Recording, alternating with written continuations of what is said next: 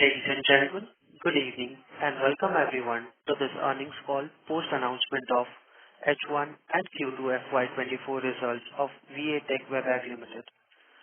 On this call today from the management team, we have Mr. Rajiv Mittal, Chairman and Managing Director, Mr. Sanda Prasad Sitharaman, Chief Financial Officer. Kindly note that during this call, the company may make certain forward-looking statements concerning the business, prospectus, and profitability, which may be subject to risk and uncertainties, and the actual results could materially differ from those in such forward-looking statements. The conference call will be archived and transcript will be made available on the company's website. The company's results update presentation has been uploaded on the website and stock exchange, which provides an overview about core offering and analysis of the results of this period. We trust that you had an opportunity to look through the same.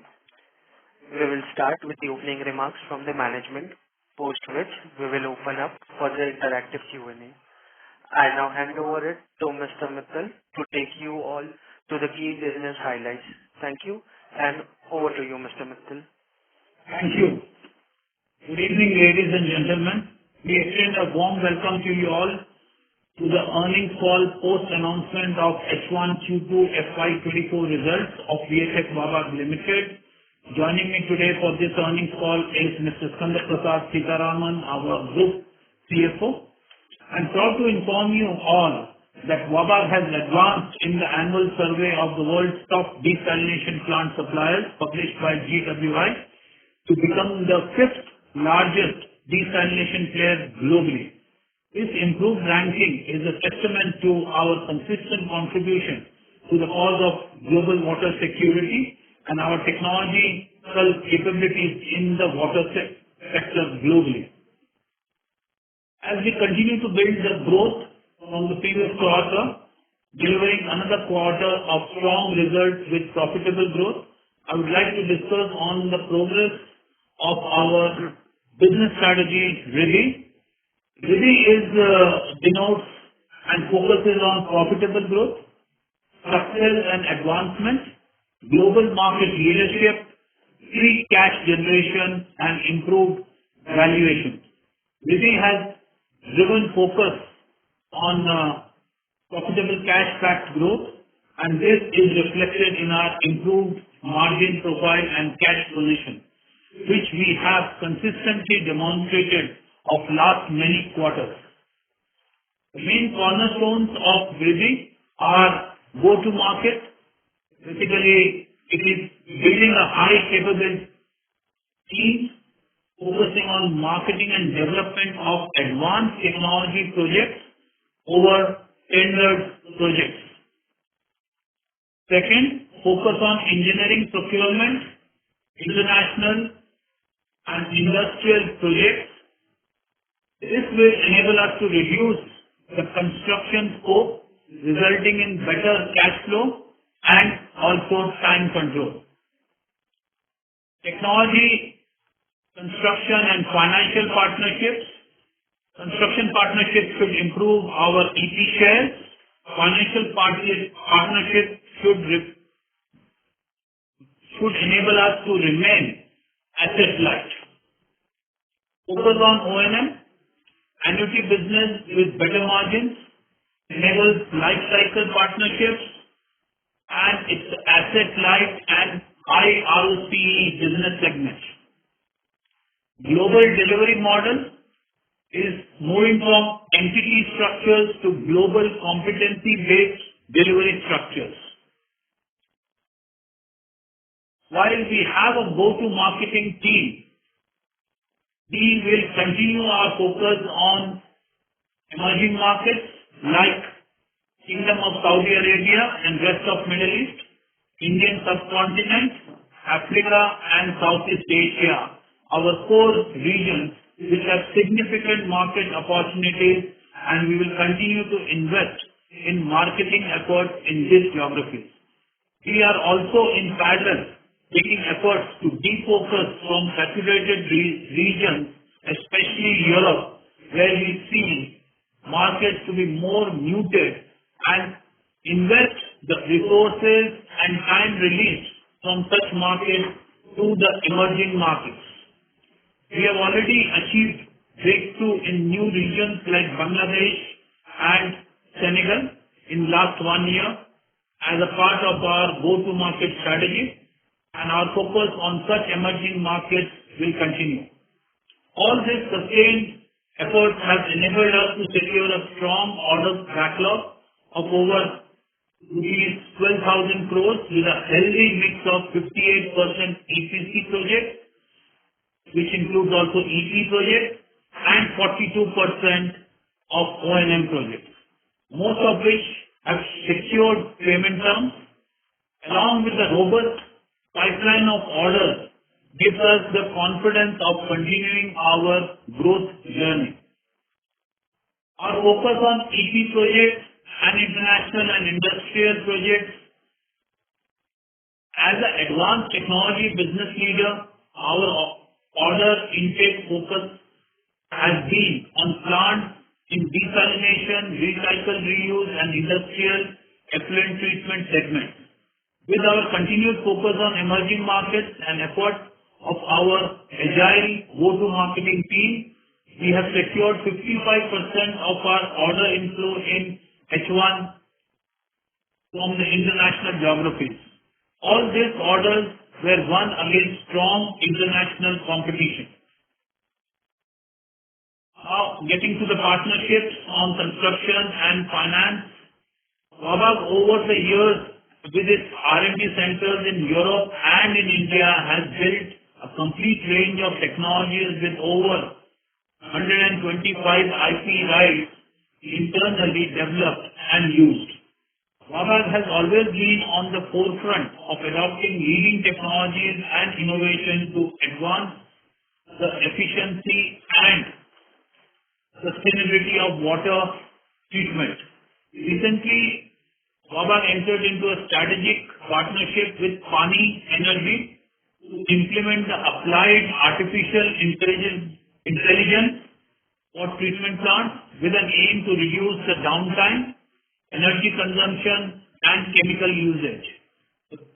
The platform will also help us to expedite crucial decision-making processes, including better control over plant operation and thus meeting the performance parameters at optimized cost. This initiative will further ensure that all the plants we will get access to advanced technical and operational competencies, thereby reducing dependence on manual intervention. Recently, we have entered into a strategic alliance with Al-Jumaah Energy and Water, a leading developer of energy and water projects in Middle East, to explore collaboration opportunities in water projects across the Kingdom of Saudi Arabia and broader Middle East region. This is a significant step towards our commitment to support water sustainability across the MEA region. We are also in the process of exploring many more such partnerships across the emerging markets with our strategic objective of being asset light. Focus on O&M. We are one of the earliest proponents of O&M business in Indian water sector. O&M business allows us to remain closer to the customer need and also is a very attractive, high margin, asset light, cash accretive business. In line with our strategy today, over 40% of our order backlog is long-term O&M, and we see the opportunity landscape to be continuously growing. With one city, one operator model catching up across India, we expect to see larger share of revenues being taken by O&M in line with our medium-term goals to take O&M business to 20% share of our total revenue. A few words about our future focus. Wabag has embarked on the journey to explore and evaluate the growing opportunity in green hydrogen, semiconductor, manufactured water, and bio-CNG space, a sector with great potential. Wabag has a strong in-house capability and also is looking for strategic partnership to further leverage these opportunities.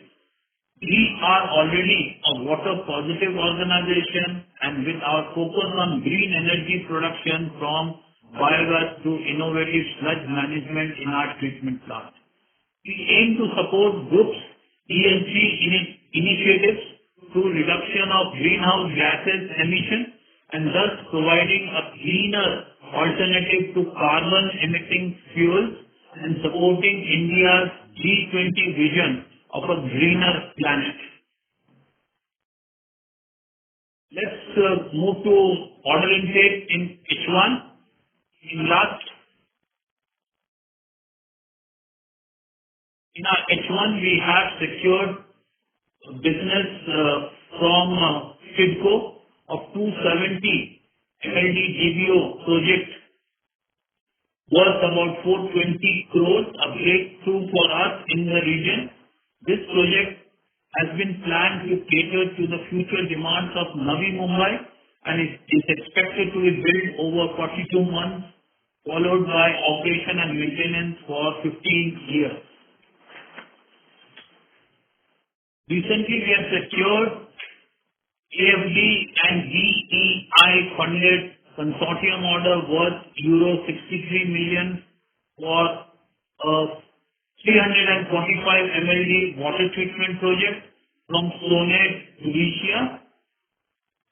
The project will be executed over a period of 30 months, followed by operation and maintenance of the plant for a period of 12 months. This plant, once completed, will be an important reference project and will further enhance water security of capital city of Tunis. The ordering activities are moving swiftly, and we have placed quite a few bids, especially very large in Middle East region, and we expect to convert a good part of them. With this enhanced go-to-market focus on Middle East and Africa region, which is expected to pick up further pace over the next few quarters. We are confident of MEA being Wabag's next growth engine, which aligns our strategy to reduce our dependency on India. It is also a moment of pride and celebration for the group that we are nearing our centenary year of existence. Wabag in next year, 2024, will be our 100-year young, and we are actively gearing up for the celebration and stepping into our next wave of growth. I would like to express my sincere thanks to all the direct and indirect employees and all the stakeholders for their continued support. Now we can move into the financial highlights, and I would request Skanda to take you through the same. Over to you, Skanda. Thank you, Mr. Mittal. Good evening, friends. Trust you had an opportunity to look at the result update presentation as circulated and uploaded on our website and stock exchanges. Let me take you through the key financial highlights for the half year and quarter ended 30th September 2023. Our consolidated revenue for half year FY24 stood at rupees 1,218 crores, and on standalone basis, revenue from operations was rupees 1,113 crores. Our consolidated revenue for the quarter stood at rupees 665 crores, and on standalone basis, revenue from operations was rupees 604 crores. The revenues delivered were in line with our expectations for H1, considering the strategic divestment of 2 European subsidiaries that we did last year in Switzerland and Czech Republic, and also a lower construction mix in the revenues on account of higher EP projects. The 2 large projects in Perur, Chennai, the 400 MLD desalination plant, and Pagla, Bangladesh, the sewage treatment plant, funded by World Bank and EBIDT, booked at the end of FY23 reached effectiveness after customers completed their CPs towards the end of H1. These projects are now expected to start generating revenues in H2, with design and engineering activities followed by ordering, with the revenue expansion continuing in the next couple of years when the deliveries and construction will be in full swing. Thus, for H2, we are well prepared to grow year over year. The consolidated EBITDA for half year FY24 was up at rupees 164 crore at 13.4%, over 200 bps improvement year over year. The standalone EBITDA also stood at a strong 13.8% for the half year and was up at 153 crores. Our strong margin profile is a direct reflection of the execution efficiencies and better mix of EP, industrial and international projects along with growing O&M revenues. As you know, these are two of the cornerstones of EBIDT, our strategy to progress on the path of profitable growth, positive cash flows and quantum improvement in our valuations. EBIDT was put into action with an objective to enable the group on a transformational growth path, and over the last couple of years, we are already seeing the right signs that our strategy is working well. We have delivered another quarter and half year of profitable growth, which is our PAT growing faster than the top line. The profit after tax for H1 stood at 110 crore on consolidated basis, up 43% year over year, and on standalone basis at 101 crore, up 70% year over year. We continue to remain asset light with our return on capital employed, ROCE, ranging over 20% for H1.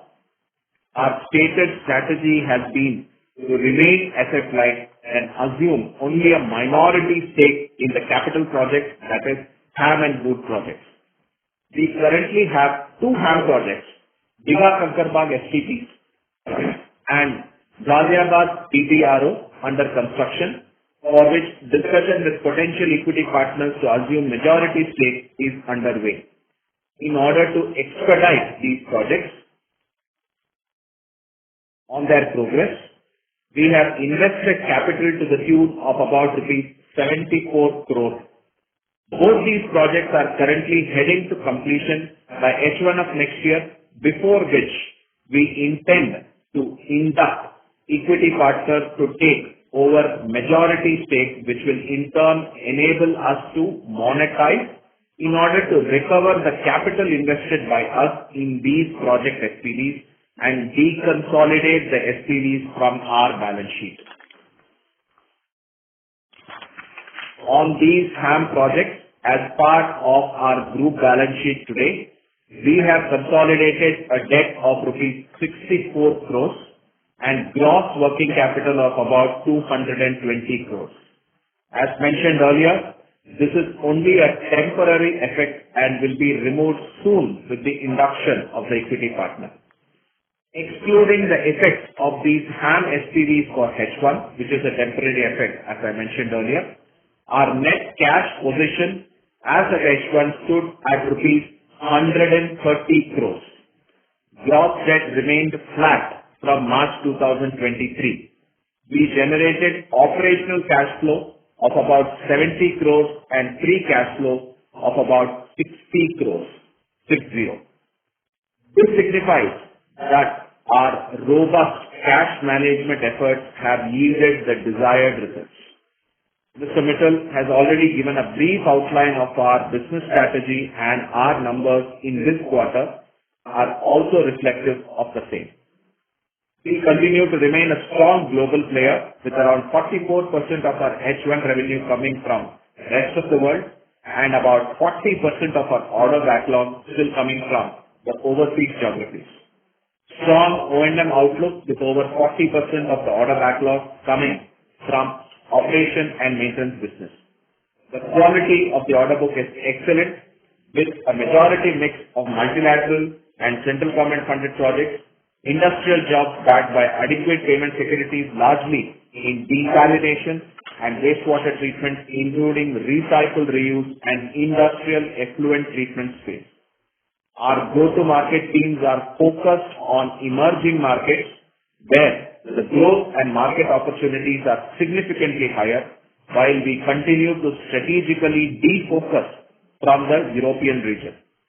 Our partnerships with developer entities in the Middle East geographies, construction partnerships across the globe to improve EP mix, financial partnerships with various marquee institutions to remain asset light and biased towards digitalization and new age technologies like AI make us a stronger player for the future. We express our heartfelt thanks to our bankers, investors, fellow Wabagites, and all other stakeholders for their continued support extended to us. With this, we now open the floor for question and answer. Thank you very much. We will now begin the question and answer session. Anyone who wishes to ask a question may press star and one on their touchtone telephone. If you wish to remove yourself from the question queue, you may press star and two. Participants are requested to use handset while asking a question. Ladies and gentlemen, in order to ensure that management is able to address questions from all the participants in the conference, please restrict your questions to two per participant. If you have any follow-up questions, you may rejoin the queue. We will wait for a moment while the question queue assembles. First question is from the line of Mohit Kumar from ICICI Securities. Please proceed. Yes. Good evening, sir, and thanks for the opportunity. So good to see an improvement in EBITDA margin, which is substantial. For the first question on the revenue, sir, the first H1, I think we have seen a decline in revenue of 10% odd. How do you see the revenue panning out for FY24? And if you can give some guidance for FY25, that will be very helpful. I think, Mohit, we have been saying this in our earlier calls also, and regularly we have been informing through stock exchange. Last year we have done 2 divestment of our European entities, and bulk of this top-line decline you see is coming from these 2 entities. Now, obviously, when the top-line decline comes, the reason we have divested because we were never able to make money there, because the margins were very flat in Europe, especially in the Western and Central Europe. There is hardly any growth opportunity. Hence, we have divested that, and that is where the major you see a decline, because last year the numbers include these 2 entities, and this year this number does not include these 2 entities. Number 2, as we have said before, number of our projects which were under execution were slowing down, and in the last month of last year, we had got some large projects which were the Bangladesh, Peru and other projects. Now, these are all multilaterally funded projects. One was by World Bank, other was by Japanese fund JICA. They all take some time, and as it's our stated policy, till the financially the project is secured and letters of credit is opened or advance payments are made, we will not start the project. All these conditions precedent were completed towards the end of first half, and now we are started the design and engineering, because these are all design and construct jobs. We have to do the designing. So design engineering work has started. Maybe for next few months, design engineering will continue. Post that, the construction and ordering activities will start. So the visibility on H2 is definitely going to be better than the H2 of last year. And overall, on a yearly basis, our top line will also be better than last year. Understood, sir. So my second question on the order inflow was the order inflow has also been very tepid, and I think we had guided for, I think we had made an observation that this year could be as good as the last year. Do you think that is that possible? And what is delaying the finalization of the tenders, especially in the Middle East? Definitely, water is happening sector. Since last few years, we have been seeing globally, there's a huge focus on water. And this includes India also. A lot of money is getting allocated, projects are getting announced. And of course, these are being a government projects, the implementation is little slow and decision making is slow. But these are very firm orders, and we have ourselves put in a very large bids, both in India and Middle East. And some of them are definitely going to get converted during this financial year. And this will give us a very solid start for the next financial year. And in Middle East, each project values are much higher than the project values in India for a comparable size of project, because there are rich specification in those countries. So Wabag is very well placed, especially with advanced technology, or you call it a manufactured water projects, where we are well placed, and I'm sure very soon we will be able to share some good news with you all. Understood, sir. Thank you and all the best, sir. Thank you. Thank you. Next question is from the line of Kaushik Poddar from KB Capital Markets Private Limited. Please proceed. Yeah, on the slide deck, can you please speak a bit on the slide number 10, which basically speaks about your future growth areas? Slide number 10. Biogas to see a new initiative. Basically, it's a new initiative. The slide on new initiatives. Just hold on, I'll get hold of my presentation. Yeah? Okay. Give us 30 seconds. Yeah.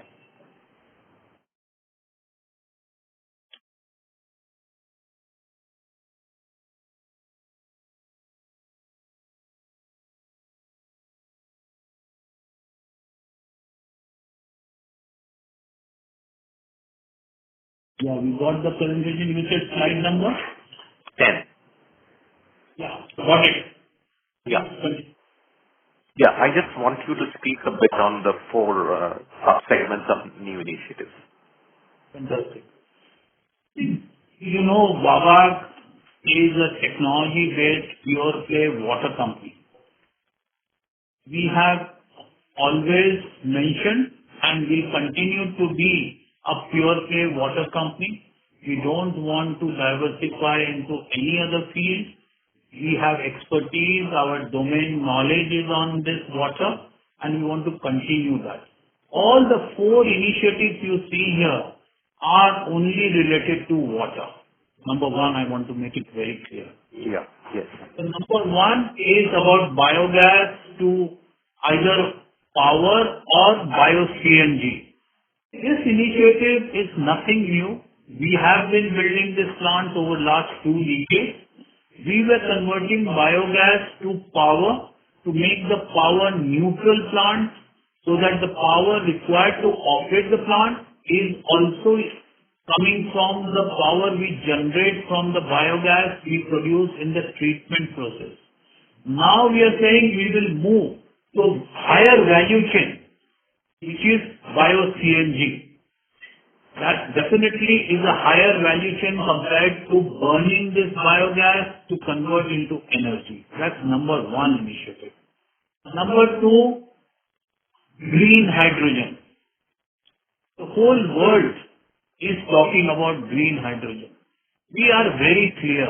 We want to remain as a water partner to the various developers and the industries who are going for green hydrogen. They require pure water, so that there's no scaling happening of electrodes which are there in water to produce hydrogen, and we will be their partner to give them this pure water required for hydrogen production. That's our second initiative. Okay. The third initiative, post-COVID, lot of countries realized that they can't depend for cross-border importing of these chips. As a result, there was a huge supply chain issue in this semiconductor supply as a result on various electronic manufacturing goods. So each of these countries, including the developed world, is today making their own facilities to produce these chips. And this semiconductor is such a high level of water which is required, is extra purity water. We did a project a few years back in Middle East for one of the semiconductor manufacturing facilities. Now, of course, in the last 10 years, the technology has moved on. And we want to be part of it because not only it is right in our domain expertise, but we also have a past experience. We just want to enrich the technology, what we have. Either we want to do it in-house or we don't mind going and licensing something, what is the best available in the market, and be a supplier of a pure water required for semiconductor manufacturing. That was the third initiative. The last is about AI. See, water is in demand. Lot of projects are happening. Skilled, experienced manpower is going to be definitely in short supply. We are today a market leaders not only in India but globally. But still with the speed at which we are growing, both the EPC business as well as O&M business, there will be high demand of skilled and experienced manpower. We are trying to manage this growth by applying digitization in our plant so that we can get the best performance in our plant. And these are not dependent on people. People will put the systems in place, put the programs in place, and rest AI will do the job, will give the necessary instructions required to the operating team and will not tax on the skilled manpower's time. And this all will be repeatable, reproducible kind of knowledge which will be stored in the AI platform. This is the last initiative we are working on. Okay. Okay, thank you. And see, I was just going through a shareholding. I think promoters own, as of now, around 19% or something. And, I mean, you have been in the saddle for quite some time. And can we see some kind of merger, M&A sort of thing in future, in near future? We don't work towards it. We keep our head low and do the business what we know. Okay. If there is ever an opportunity which comes our way, which is to the benefit of all the shareholders, we'll consider it, but there is no active movement towards that. Today we are working as we discussed in both in my speech and Sandra's speech. We have embarked on this ready journey, which is our strategy, which we came up 2 years back and we are working on it. And with that, we are very confident going forward, we ourselves will improve the valuation of the company. Great. And the last question, I mean, I think 2-3 years back also you used to hold out a projection for the whole year. So are you giving kind of projection for this fiscal? We normally, this is normal right now. For last 3 years since COVID, we stopped giving any. Yeah, before COVID you used to give it, and right now we are in normal stage. There is no COVID, so that from that point of view, I am holding you. Absolutely, you are right. But somehow we have lost that touch of giving a forward-looking numbers. Maybe we'll have to think internally, and if required, maybe in the last quarter we can give some projection for next financial year. Okay. Thank you. Thank you. Thank you. Thanks a lot. Thank you very much. Next question is from the line of Aman from Aman Investments. Please go ahead. Hello. Yes. Thank you for the opportunity, and congratulations on a good set of numbers, and also for the achieving a milestone of this largest desalination plant. So I have just two questions. What is our outlook on the circular economy which is going on? It's playing out, and what do you feel, what pressures do you see, what opportunities we have in this cycle? And also on the theme of being global but acting local, if you can just comment on these things. And next question will be followed after the answer. Thank you. Okay, too many things. Let's first talk about your circular economy.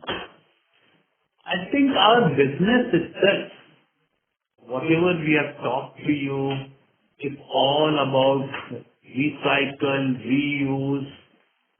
Like we told you, the wastewater which we treat, we recycle the water, which is becoming a source for the industry and commercial establishments.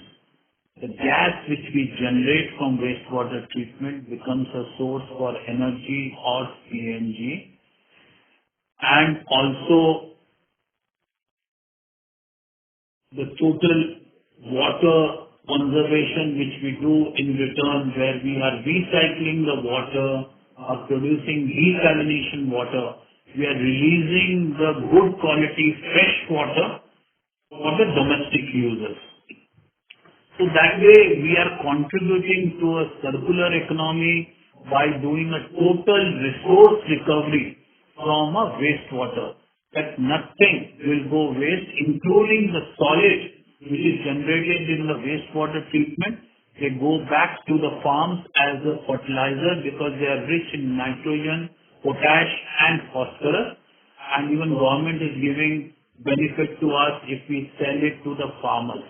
So in a way, our business is all about circular economy. Business is about resource recovery. So we are contributing to a large extent to this topic of circular economy. Number two, you talked about a global company acting local. That has been our philosophy from day one. We call it go local, which is global but be local. Think global, act local. That has been our mantra for many, many years now. And today, I think with all the units, like 25 units we have across globe, each one has a certain capability to act themselves locally and some support which comes from the group. Even our global delivery centers are moving towards that, having an establishment at various locations which will deliver the projects. So I think we are very much fitting into think global, act local. Yes, sir. So the second question is on the order book. We have a quite a robust order book. And how there are two parts to this question, sir. If you can just give us a timeline on the completion of order book in the ranges of years. And secondly, going forward, what kind of growth do you see in this order book coming in? And what will be the mix of both industrial and municipal use and the mix of India and abroad, please? Thank you, sir. In one question, you have so many questions. Huh? Yes, sir. Because time. No problem. We'll take it one by one if you remember it.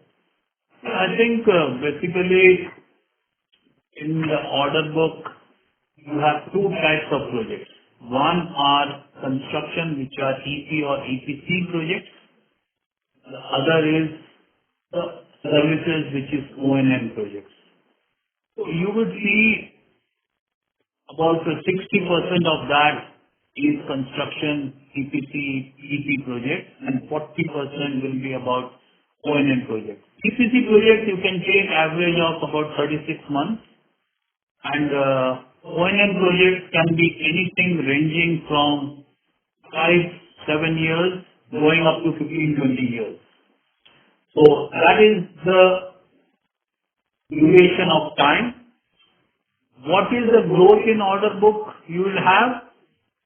We generally hope and plan to be very selective in what we take. looking at the cash flow and the profitability and payment security, as Sandra had explained, 15 to 20% growth we will look at order book as we go forward. What will be the mix of industry projects with the municipal projects? We hope for 30 to 70% is a mix in industrial to municipal projects. I hope I've answered most of your questions. Yeah, yes, sir. Sure. I'll just try that. Thank you. Thank you. Next question is from the line of Khushbu Gandhi from Share India. Please proceed. Yes, so thank you for giving me the opportunity. So my first question is regarding the larger projects which you have bidded in Middle East. This you had given in the commentary. So can you quantify what amount of projects we have bidded and when can we expect any order inflow from the same?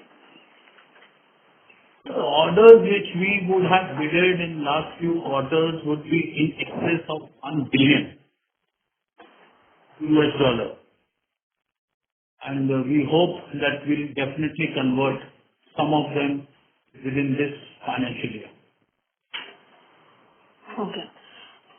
And so regarding on the revenue front, since now we post divestment of our 2 European subsidiaries, so can we get an amount, what was the revenue generated from these 2 European subsidiaries last financial year?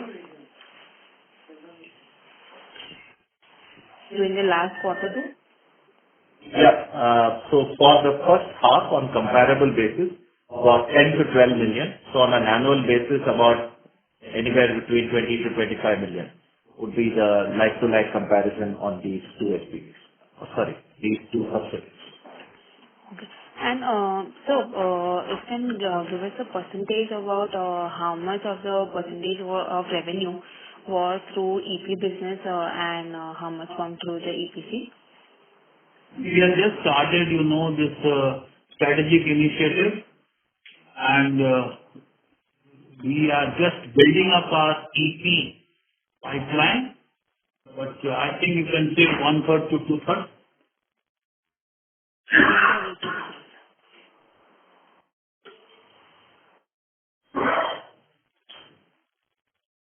Hello? Yeah.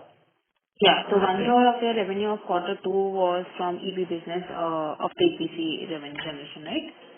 Yeah, roughly. See, don't evaluate us quarter to quarter. We are not in a product business. We are in a project business. Generally, about 1/3 of our EPC revenues come from EP, and the remaining comes from EPC. Okay. Okay, sir. That's it from my side. Thank you. Thank you. Thank you. Ladies and gentlemen, in order to ensure that management is able to address questions from all the participants in the conference, please restrict your questions to 2 per participant. Next question is from the line of Rahul Jain from JM Financial PMS. Please go ahead. Hello. Sir, Yeah, go ahead. yeah. Hi, sir. Good evening, and thanks for the opportunity. Be a little louder. Hi, sir. Good evening, and thank you for the opportunity. Good evening. Yeah. So I just have 2 questions. Rest are being answered and addressed. So just I wanted to understand the revenue and EBITDA margin if we consider divestment of 2 subsidiaries specifically for Q2. So I wanted to understand the growth and the margins which we made last year specifically in Q2. Rahul, as I said, about 10 to 12 million is the half-yearly revenues. Yeah. So about 5-6 million is the quarter revenues. If you take, they're generally annuated revenues, about 5-6 million every quarter. But as we said, the European business is very low in terms of their EBITDA, and that was one of the reasons why we also took the position to strategically divest. So this divestment, if at all, has only improved the EBITDA in line with our strategy. Sure, sir. So my second question will be, what is the order pipeline right now, if we consider not only for India, but also for the other countries you mentioned, like Middle East, Africa, Southeast Asia. So can you give some number or in terms of MLD? See, we can only say the order pipeline is really looking good. It's a solid pipeline. This is what makes us very bullish about our future. And rest all will depend whether the decision-making happens on time, how many of these projects get decided in this financial year, and how many of those projects which get decided we can win.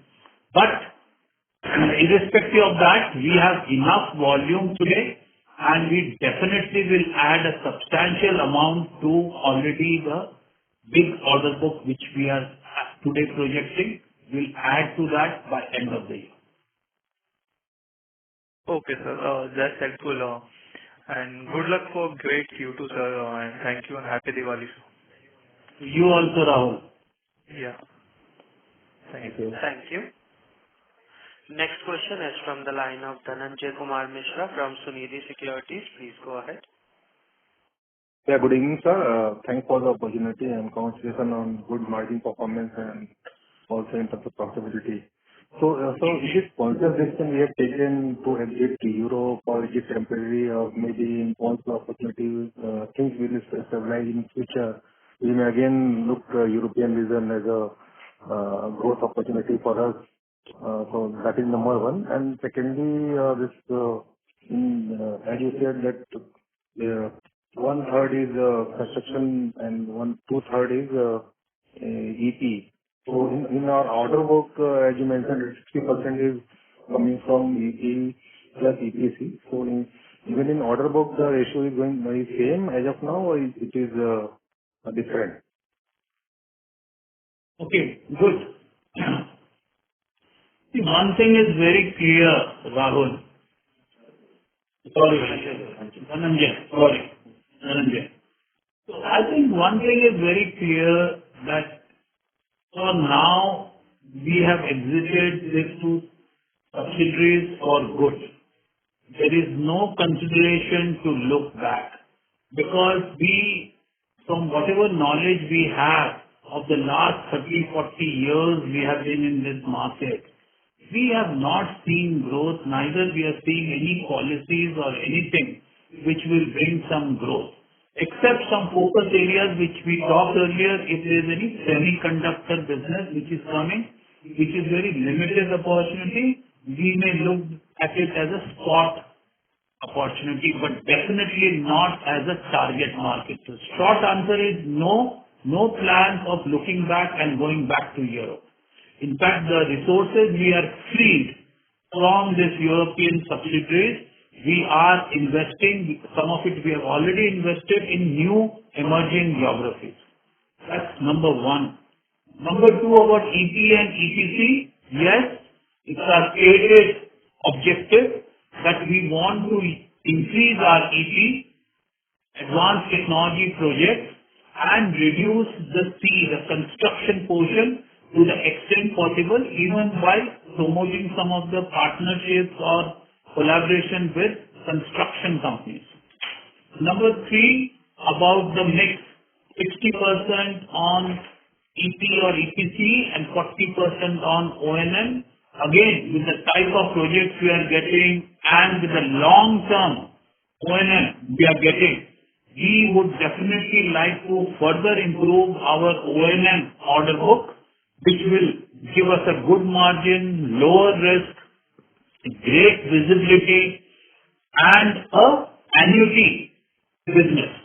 So obviously, any time if we get an opportunity to further enhance the O&M proportion in our order book, we'll always do that. And the second question with respect to HAM project, we have invested close to 74 crore as equity. So are we holding 100% in this? And once we exit or we become minority shareholder, you said that 220 crore of the working capital will reduce, right? Correct, Dhananjay. So this, as of now, we are the equity holders in these two projects. But as you rightly said, soon as we get the equity partner inducted into these SPVs, we will go down to a minority stake, which is about 26%.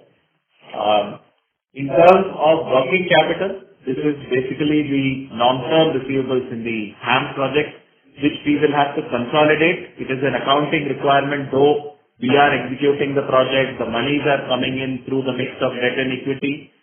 We have to consolidate this, and it is our stated strategy to remain asset-light, and that is where we are working to, as soon as possible, induct the equity partner so that we can deconsolidate these SPVs. And Dhananjay, just to tell you, this is again the strategy. Like we have one more project in Kolkata, again a Namami Gange project, exactly the same we did. And finally we brought in an equity partner. Today our equity share is only 26% and the partner is having 74%, so it is not on our books. Our cash is also back with us, and this we are investing in new projects. If we are going towards completion of the project, the partner can also get confidence and we can get a much better deal when we are going towards completion of the project. Okay. And lastly, you said that this Bangladesh and Chennai project will contribute significantly in H2, and on full year basis you will be doing some growth. So, any chances of missing growth on full year basis, because we have done 12% decline in first half. So, let's be one thing, make it very clear. First, that is our endeavor, that is our plan. But in the project business, anything can happen. But today, we are confident that our H2 definitely will be better than last year H2. There's no doubt about it. But one thing is clear, that our profitability, our EBITDA, our PAT, our cash will 100% come what may, will be better than last year. There is no doubt about it. The mix is good, the strategy is working, the divestment which we have done on non-performing business will not eat away into our margins and cash, and this HAM project will find somebody for equity investment. So all this will definitely have a positive effect on the bottom line as well as on the cash flow. These are two important elements. Yes, growth will happen, repeat, but it is not important for the company as long as we grow on EBITDA and PAT and cash. Just to add to Mr. Mittal, Dhananjay, you see we have margins which are better than last year already, about 13%. We are already net cash in H1, not just on an annual basis. We are also growing on cash even during the quarters and the first half of the year. So I'm sure you understand, as Mr. Mittal said, growth will be there. Plus, in any case, we will concentrate on profitable growth and cash back profitable growth. okay, sir, that is all from my side, and wish you a very happy Diwali and also best of luck for your next year completing 100 years. And I think you will we will see better time. Thank you, sir. Definitely, Dhananjay, with all of us doing the right things, we'll all see better times, and all the best also to you and your family for Diwali. Thank you. Thank you. Ladies and gentlemen, please restrict your questions to 2 per participant. Next question is from the line of Darshit from Robo Capital. Please go ahead. Hello, am I audible? Yes, you are. Please. Yes, you are. Yeah. Thanks for taking my questions. So, like most of them have been answered. Just one thing that I needed an overview, like for the next 2-3 years. Like you said that we can expect 15 to 20% growth of order book going forward. So would that be appropriate to understand it will be for the next like 2-3 years income? Yeah, definitely. With the kind of order pipeline and our positioning there, yes, that's a fair assumption to have. Okay. And the same thing for order inflow and revenue EBITDA? For the next 2 to 3 years? That's all related to each other. Okay. Okay. Thank you so much, and happy Diwali. You also. Thank you. Next question is from the line of Sandeep Sabharwal from ASK Sandeep Sabharwal. Please go ahead. Yeah, I have two questions. One, that you have already reached 13% operating margins. So with the O&M also kicking in majorly from next year, where do you see this trending up to? Secondly, there was a resignation by the deputy CEO who just joined last year. So can you just comment on that and on the management strength, how you are going to handle growth as the company grows? The first one, it's not a deputy CEO, it was deputy managing director. Sure. I think when people move from different city to another city, it always is an issue for them to settle down, their families to settle down. So it was for a personal reason that there was a resignation, and we are very thankful for the time he stayed with us, contributed to us. We are appreciative of that and thankful of whatever value he could add. But saying that, we have a huge strength of management and top leadership here. We have been continuously recruiting good people at all the levels, even at the senior management. We have recently recruited a head of desalination. We have recently recruited director sales and marketing for NIA region, and this all activities what we discussed is definitely a part of this initiative. The new people are coming, new teams are forming with renewed energy. They are going after the market, and we call it go-to-market teams and all that. I think this definitely has helped us to build this, and it's always a continuous process. For a growing company like that, there will be always a recruitment going on, both at the senior level and at the middle level. Plus, we have also a huge HR initiative where we give lot of importance to our homegrown talent. So lot of youngsters you find here who are occupying a very senior and a responsible position, most of them are homegrown talent. All right. And on the margin front? Margin is definitely whatever we are giving you. These are after all these corrections, divestment, and less of construction, which used to be passed through in our books. So whatever margins you are seeing, definitely sustainable. If we find more EPs coming in, more O&M is coming in, definitely there is scope for margin improvement. And any of your large projects are facing any kind of slowdown? Not at all. None of them. All right. Thank you. Thank you. The next question is from the line of Omkar Jahagirdar, an investor. Please go ahead. Very good evening, and congratulations for Wabag team for generating excellent operating profit margins for Q2. My question just now only got answered, but let me ask this question. As every time you used to say, if the project mix remains the same, we will definitely show improved profitability. But do you think near future also Wabag will keep on getting overseas orders to maintain that margin at a high level? Because earlier our margin was 8, 9 or 10%, but just now it is very good at 12, 13%. So do you think this margin will be sustainable next 6 months as well as near future also? Short answer is yes. Just now I answered.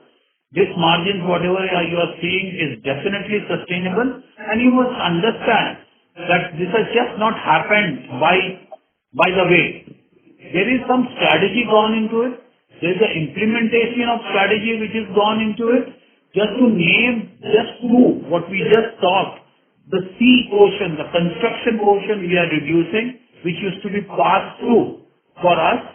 And second, also some of these European subsidiaries which were not giving us the desired EBITDA margin, we have divested that.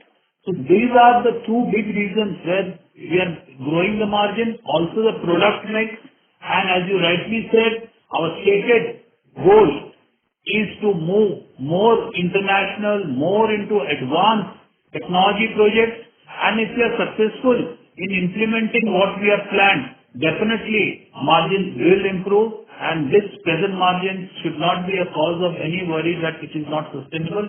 It is sustainable, and we will continue to meet on this quarterly calls, and we can review this.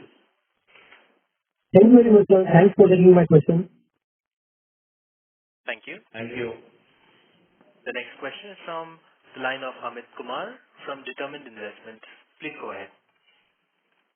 Yeah, thank you. Good evening, team. Just, I'm just sort of trying to reconcile your order book. Can you be a little louder, please? Yeah, I'm just trying to, can you hear me now? Yes, better. Thank you. Yeah, so I'm just trying to reconcile your order book. You had mentioned around 12,500 crores in the previous quarter. It has gone down to around 12,100 crores in this particular quarter. With an execution of around 665 crores, sales, for this particular quarter. The order booking has only been about 250 crores odd this quarter, is it? Or have you sort of reconciled the order book? Some order has gone out for whatever reason. If you can just sort of help me understand that. This quarter, we have announced the order of Tunisia, which is about 63 million euro. That is the order which we will have a portion on that, and that is what we have taken in our books. In the first quarter, we had to take out the swing, which was the order backlog which Switzerland had, which was taken out. So I think this is the order which is today your company has, which is executable order. All right. And I'm just sort of also trying to, understand, let's take the example of this Chennai, project which you've recently won, a big project, 4,000 crores, as I understand it. How do you sort of break this down between EPC and O&M? Does this go entirely into your O&M book? Just how do you, that 4,000 crores, how do you sort of, break it down? How do you sort of book it over what sort of, time frame? If you can just use that as an example to, just sort of, explain that, please. Yeah, I don't have the exact numbers, but on a broad basis, this is a 42-month project, and you can say starting from October, because that's the start date for the project after meeting all the conditions precedent, as we discussed earlier. And 2/3 of this order is going to be the construction portion, which will be executed over 42 months, and 1/3 after that will be an O&M order, which will be executed over next 20 years. So this is a broad breakup of this total order. As I understand it, that means you'll book around 2,700 crores over the next 3.5 years, and then the remaining 1,400 odd crores over a 20-year period, so about 70 odd crores on an annualized basis. Is that understanding? Absolutely correct. We all have a escalation formula, so we will have some escalation going forward, but broadly what you're saying is correct. All right. Just sort of one understanding further on this. So that's how you break it when you say 56% EPC and 44% O&M for this project. 2/3 would be part of your EPC order book, and the remaining would be part of your O&M order book. Is that understanding correct? Absolutely right. All right. Just one sort of small, follow-up on this. As far as this particular project is concerned, given the fact that you are incrementally focusing more on the EP, side, so for this project also, you will handle the EP construction would be outsourced, or are you managing the construction part yourself? No. This is the EPC order. The C part will flow through our books, but we don't do construction. We will have to manage construction. Designs will be done by us, but actually site work will be done by our subcontractors. And these subcontractors, we will appoint them and manage them and get the work done on time and to our quality. Okay, understood. That's it from me. Thank you so much for this. Thank you. Ladies and gentlemen, we request you to please limit your questions to 2 questions per participant. The next question is from the line of Sanjay Kohli from Goldstone Capital. Please go ahead. Hello, good evening to all, and thank you for the opportunity. Firstly, congratulations on the margins are certainly an upside surprise. And in fact, I think everyone here on the call is referring to the margins as around 13%. Probably for the half year people are saying, but the margins are even better than that, 14% plus. And so since you've indicated these are going to be sustainable, this is very, very encouraging. Now, so on my question, the first quarter, there was a mention of the disinvestment proceeds of the European business. So I'm a little, I'm looking at the balance sheet. Is that number in the region of about 90 crores to 100 crores? Or, I don't know, I think in the last call, there was a mix-up here. I've got 900, so it's probably 900 million. So, or 900 crores. Could you just clarify on this? See, the divestment was done for 2 European subsidiaries. One is in Switzerland and one in Czech Republic. The cumulative proceeds were about 5.5 million, close to 6 million, I should say. And we recorded this gains in quarter 1, which is the proceeds minus the assets, which is about 2.5 million euros. Sorry, so in rupee terms, how much, and they were to come into the balance sheet in this quarter, right? Or is that already happened in the first quarter? Everything is happened in the first quarter. So this is already out of the balance sheet of the first quarter. We have recorded the gain of about 14 crores. You would see in the investor presentation there is a line called gains from divestment of subsidiary. The gain is about 14 crores, which is roughly about 2 million euros. Yes, 14 crores the gain one recalls, but what about the divestment proceeds? What were they going to be, and to what extent were they to be realized in this quarter? No, all these were already realized in the last quarter, Sanjay, and that is why we also booked the profit. See, by divestment we mean we have done a 100% share sale, and we received the proceeds, we deconsolidated the subsidiary and recorded the gain between the net asset value and the inflows. So the inflows are already done in the last quarter and all the gains have been booked. So none of these subsidiaries, either P&L or balance sheet, is showing up either in quarter 1 or quarter 2 of this year. Right. Okay. So I was under the impression they're being sold and they're going to be proceeds realized, which come in hard cash over here, which then you're going to utilize for future initiatives. They have, the cash has already come in, and that is where we said it is in our Austrian entity, because this was held as Austria as the holding company, and we already said that whatever we divest, resources, time that is released from here, we will put it into the emerging markets. Yeah, but leave aside the accounting for the gain, what is the amount of the cash which is to come into the consolidated entity? About 5 million euros for Swiss, and about 1.5 million euros for the Czech Republic entity. Milk was last year, and the Swiss entity was this year, and it is about 5 million euros. So I think, Sanjay, I don't know where I've got it. I've got this number, probably my error, obviously. You can take it offline with one of our guys.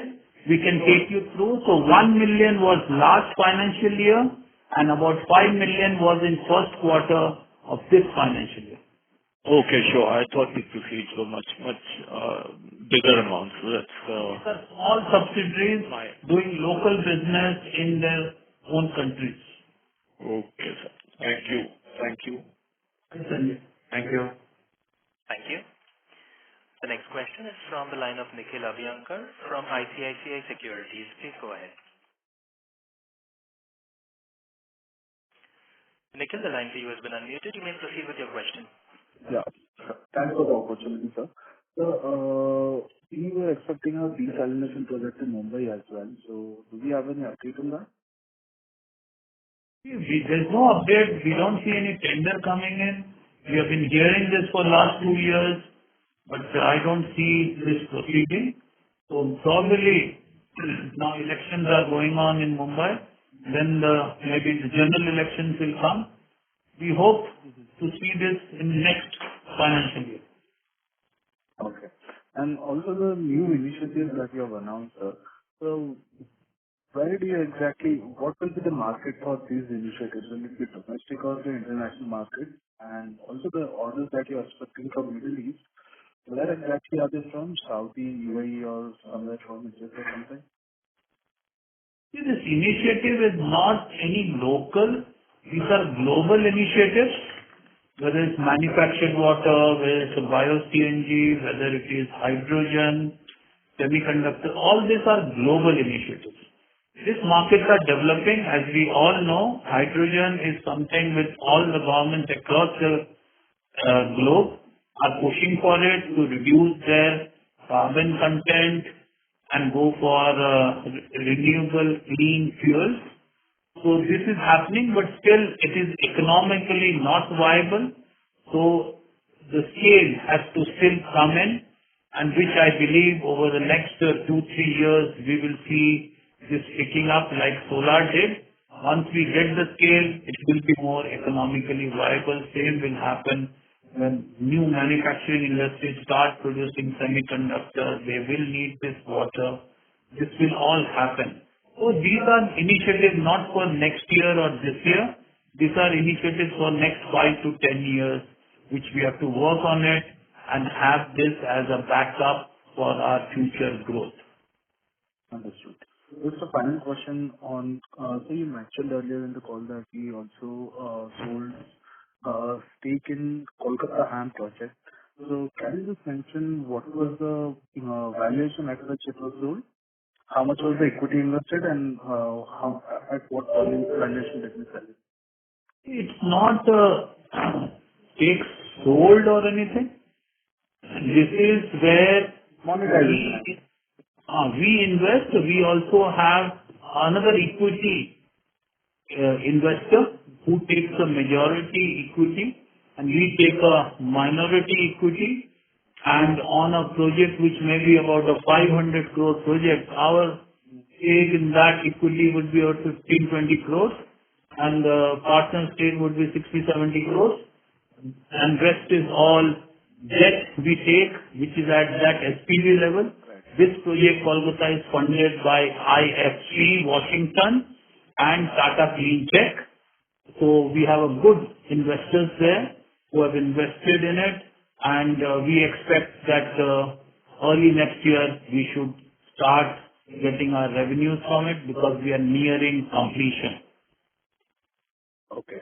So, I only wanted to understand how much was the equity invested from our end and how much did we get from the investor for selling 76% stake?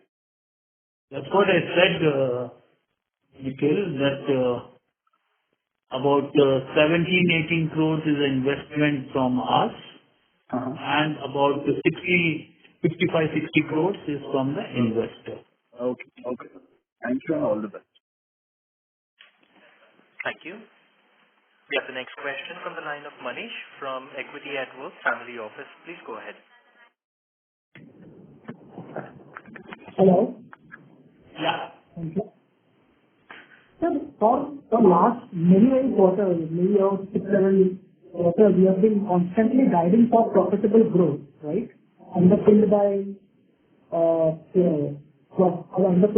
profit, cash flow, and margin, right? Correct. right? Because my question to you is, for a holistic unified growth to happen in any entity or any company, it has to, the growth has to be, the growth has to be 60 degree, right? Meaning that. Say that again, please speak clearly and come closer to your speaker. What you are saying, holistic growth? I'm saying for to take place in a company, you also need a decent top line growth as well, right? But in what This is a very, very good question, and I thank you that you raised this question for other investors and analysts, because the top line growth depends on what is top line consisting of. If top line is just a pass-through in your P&L, which does not give you margin, then I don't know why top line is important for a holistic growth. Because like we told you, continuously we are talking for last 2 hours, that construction portion is not our domain expertise, not something we like to do, neither we add value, and hence there is not margin on it. So it's like a pass-through. So if I add another 1,000 crores of construction on my top line, which does not give me bottom line, do you see that the company is not growing? Number one. Number two, the European subsidiaries which we divested. Again, they may be giving us, like we said, annually about 20-25 million euro top line. But if they are not contributing to the EBITDA and bottom line and the cash, why should we say that company is not growing? Because company is growing in the right direction. We can grow for the breadth of it, but today we are growing for the depth of it. So I think this has to be very clearly understood that company is growing, our projects are growing, but we are doing things which we are good at and where we can add value. We are not doing things which are non-value activities. No, sir, I completely agree with you. Company is doing no question about it. But the growth is at the expense of degrowth in the top line, right? Why you say expense of? I don't see it's expense of. When we are not having or equal top line or little lower top line, but our bottom line has grown, our EBITDA margins have grown, our cash flows have grown, I think this is growth in the right direction. And this is what is demonstrative of that our strategy is working, the efficiency in the organization is working. We are not wasting our time working on non-value added activities. So going forward in the second half, what kind of top line growth can one anticipate? This is what we said, that H2, we are anticipating even in spite of construction volumes will be lower, our European subsidiaries volume will not be there. Still we are saying that we will grow in H2. And obviously, the bottom line will grow faster and much higher than the top line growth. And that's what we call it as a profitable growth, which is demonstrative of the efficiency and the strategy what we have planned is working. All our ratios are improving, and on a full year, you will see compared to last full year, we will still grow. For you, top line is important, you can also consider even on top line we will grow. Okay. That's good to hear. The second question is, are we kind of, contemplating a plan or a strategy in terms of reducing our dependency on municipal orders or municipal orders? Because our municipal revenue is about 60% of the profit. Not at all. See, what you have to consider, see, always the volume and like manufactured water we are talking about, desalination. Somebody talked about Mumbai, Chennai and other places. Recycle of used water. These are all municipal initiatives. What is important is to focus on orders which have a payment security. Because municipal orders, people always link to delays in payment. And we go for multilaterally funded orders. Get this very clear. You can see our order book. 98% of them will be either multilaterally funded, sovereign guarantees like Namami Gange, Amrut and all those, or internationally LC backed up orders. So municipal orders are not reduced. Orders are reduced where we don't have payment security, we don't have good cash flows, we don't have good margins, we cannot use our proprietary advanced technologies. Those orders will be reduced, but overall municipal orders will not be reduced.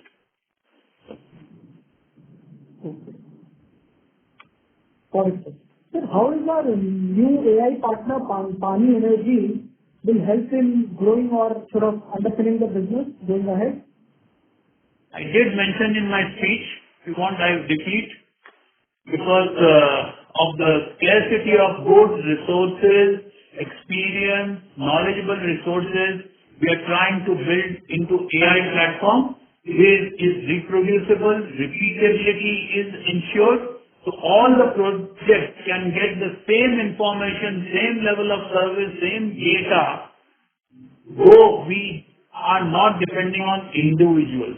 Otherwise, if I have 20 plants or 30 plants, I need 30 good resources.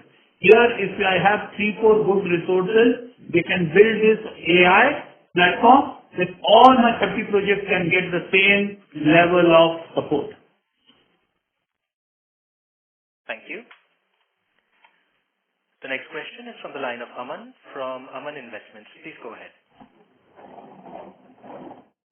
Yes, sir. Yeah, thank you for the opportunity again. Sir, only two questions I had. First, on usually I ask this.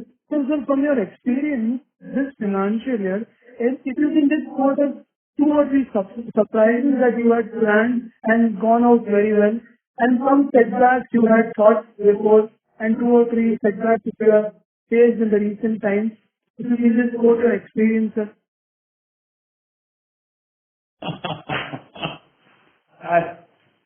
See, so far you have seen from the results, most of what we thought, what we planned, what we prayed for it, most of it has been delivered, and you can see at the quality of the numbers. If you want to get a word setback, I would not say it's a setback, but for sake of responding to you, I think this large project, normally it takes about 3 months for it to become effective. But this project took almost 6 months, 5 to 6 months to become effective, which is delayed our revenue generation of this new order. If you would like to call this as a setback, maybe that is a setback. But numbers are postponed by 1 quarter, but they are not disappeared. As I said, all condition precedent is achieved, and from this quarter we'll start booking revenues, especially for engineering and technology part of it, and from next quarter we'll start booking some revenues also for construction and procurement. Okay. So on the second question, finally, we are moving with an entrepreneurial spirit now from previous years. How do we see the spirit going forward, and also what kind of penetration is India in sewage water treatment, and going forward, what kind of levels do you want India to see going forward? Because we think there is enough healthy balance sheet with state government, well funded, and these are very much basic requirements as our demographic goes ahead.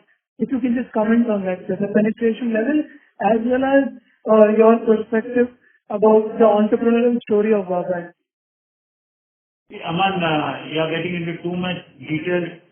We are getting very late today. So I think all this we can discuss. You can connect with any one of us, connect through our company secretary. We'll put you across our marketing team or a technology team, which can give you all the details what you are looking for. Perfect. Perfect. Okay, sir. Sir, and just one thing I wanted to understand, we are very optimistic about the new ventures of green hydrogen. All are surrounding water only. What do you think, how much, what possibility or what, how to term it, what opportunity do you see water playing in these sectors, and how big sector can these become going forward, and also what role will water play in this? If you can just quote, if a spending of capex goes 100 rupees, water infrastructure will be costing this much. Any percentage or any ballpark number you are seeing going forward in these emerging sectors which you are venturing into? Yeah. I think, Aman, just considering the time again, okay. Let's get into this details. You can connect with our IR agency or with our IR representative, and we'll be glad to support you on these aspects to the extent we have done. And just final one thing, is Namami Gange project been success for us? And going forward, will we see more successes in this project? I think you should answer this question when you go to any of the Ganga, whether it's Hardwar, Banaras, anywhere, and you look at the quality of the water, what you experienced earlier and what you are experiencing now, and also look at the ghats where you used to visit before and what you visit now. You can answer yourself. Perfect. Thank you, sir. Thank you. And the next question is from the line of Prashant Kumar Hazariwala, an individual investor. Please go ahead. Hello. Hi. Hello. Hi. Good evening, sir. Congratulations for a good margin improvement. My question is regarding this HAM project, like how it works exactly, because I couldn't get into it. We said we sell 6% of our equity, and now we have 25%. But how its revenue will work in our favor? Very short, Prashant, and if you want detail, you can also connect with our team. But very short, these are all initiatives coming from Government of India with the sovereign security, which is backed by World Bank financing. It comes from the Ministry of Jal Shakti. 40% of the cost of the project is funded by Government of India. 60% is expected to be funded by a private player like us, where we have 25% equity and 75% debt. In the 25% equity which we have to fund, 25% of 25% equity which Wabag pays, and 75% of the equity which another equity investor pays. And the balance debt is taken by debt company. In a case where I described, it was IFC, Washington and Tata Cleantech took the debt, and we are nearing completion of this project in Kolkata. There are 3 sewage treatment plants, and I'm sure the revenues will start flowing from early next year. The revenues will start flowing once we complete the job and plant goes on operation. It's a 15-year quarterly EMIs which government will pay, will take care of your investment as well as your operation and maintenance cost. But we will get only 25% of the revenue, right? No, we are doing the complete 100% EPC. Construction is in our scope. O&M for 15 years is in our scope. What you're talking about, 25% is the financial income. The IRR is what we will get 25%, and the other equity holder will get 75%. But 100% of O&M, 100% of EPC, we will get. This is our core business. Just to clear this, so we are doing construction and EPC of this, so we will get our immediate operating profit from that construction, plus we will get 25% from whatever revenue we can generate for next 15 years, right? And also operating profit on our O&M for 15 years. That will be 25% only, right? No. 25%. Operation is by us, so 100% of O&M cost, operating margins will belong to us. Only the financial margins, 25% will come to us, 75% will go to the partner. So what do you mean by financial margin? So, Prashant, just to clarify again, for us, this is like any other EPC and O&M project. So the SPV gets the project, it gives us the EPC, it gives us the O&M. So for us, we make 100% of margins on the EPC and the O&M. The equity that we have to put into this SPV will give certain IRR, which we said we will only invest 25% of the required equity and 75% will be a majority equity partner.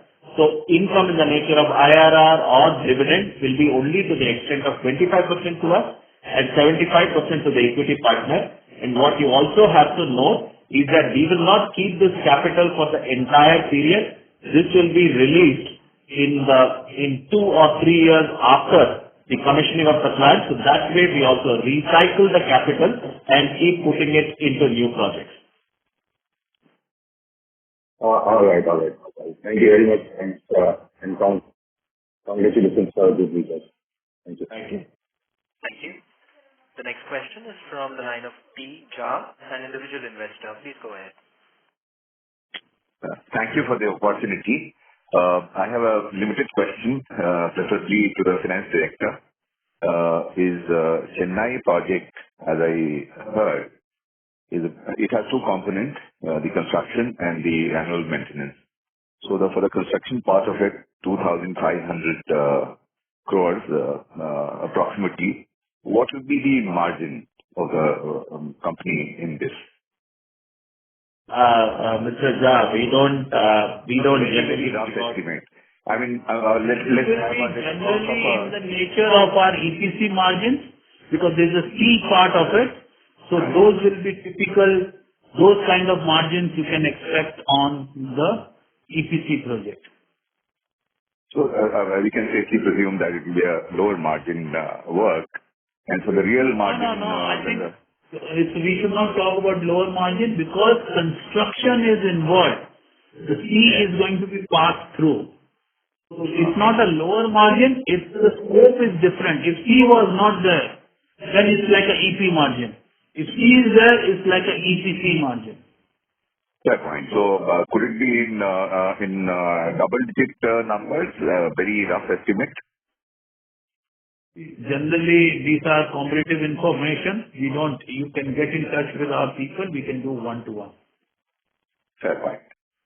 Thank you. All the very best. Thank you, Mr. Jha. Thank you. We have no further questions, ladies and gentlemen. I would now like to hand the conference over to Mr. Mittal for closing comments. Over to you, sir. Thank you, everyone, for your active participation in our H1 Q2 FY24 earnings call. We have uploaded the analyst presentation in our website. In case you have any further queries, you may get in touch with our Adfactors AR advisors, our investor relation advisors based in Mumbai, or you can feel free to get in touch with us directly. Before closing this call, on behalf of the Wabag family, I would like to wish each and every one of you a very happy, prosperous and safe Diwali in advance.